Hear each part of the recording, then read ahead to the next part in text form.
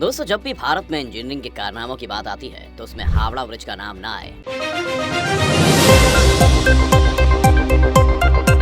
Japan की बमबारी भी झेल गया भारत का ये ब्रिज बिना नट बोल्ट के 2 पायों पर है टिका।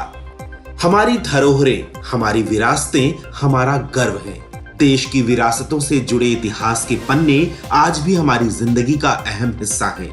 इस वीडियो में आज हम बात करेंगे देश के एक ऐसे पुल की जिसका जापानी बम बाल भी बांका नहीं कर पाए। 80 सालों से बिना नट बोल्ट के 2 पायों पर टिके इस पुल का आज तक कोई औपचारिक उद्घाटन नहीं हुआ है। हम बात कर रहे हैं दुनिया भर में अपनी बनावट के लिए मशहूर पश्चिम बंगाल के हावड़ा ब्रिज की। बात 1942 की है। दूसरा विश्व युद्ध चल रहा था। ब्रिटेन, अमेरिका समेत पश्चिमी देशों का गठबंधन जापान, जर्मनी जैसे देशों के खिलाफ युद्ध लड़ रहा था। भारत ब्रिटेन का उपनिवेश था।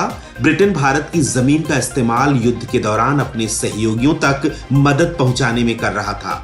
जापान और ब्रिटेन में ठनी हुई थी। चूंकि जापान का दुश्मन ब्रिटेन था और भारत ब्रिटेन के कब्जे में था, इसलिए जापान के दुश्मनों की लिस्ट में भारत भी शामिल था। इसका नतीजा ये रहा कि 1942 में जापान की इंपीरियल आर्मी एयरफोर्स ने कोलकाता पर बम गिराए थे। आधी रात को की गई बमबारी की वजह से शहर की कई अहम इमारतें तबाह हो गई थीं। दरअसल जापान से चीन लोहा ले रहा था। चीन को युद्ध का सामान ब्रिटेन और अमेरिका पहुंचाते थे और उसके लिए एक ही रास्ता था जो भारत से होकर जाता था। जापान इस सप्लाई चेन को तोड़ना चाहता था, इसीलिए उसने कोलकाता पर हमला कर दिया। भारत का एयर डिफेंस सिस्टम दिन में बहुत मजबूत था, इसलिए जापान ने बम गिराने के लिए रात का समय चुना। इस हमले में जापानी एयरफोर्स ने हावड़ा ब्रिज और बंदरगाह को निशाना बनाया था, जो उस वक्त दुनिया के सबसे बड़े पुल की लिस्ट में 3रे नंबर पर था।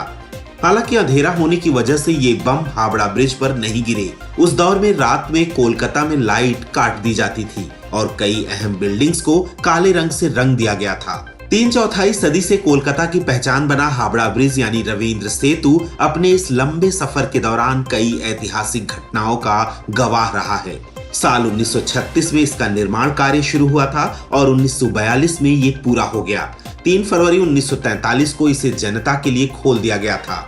अब ये 80 साल का हो गया है कि दिसंबर 1942 में ही जापान का एक बम इस ब्रिज से कुछ दूरी पर गिरा था। इसलिए तय हुआ कि इसके उद्घाटन के मौके पर कोई धूमधाम नहीं होगी, जिसके बाद फरवरी 1943 में इसे ट्रैफिक के लिए खोल दिया गया था।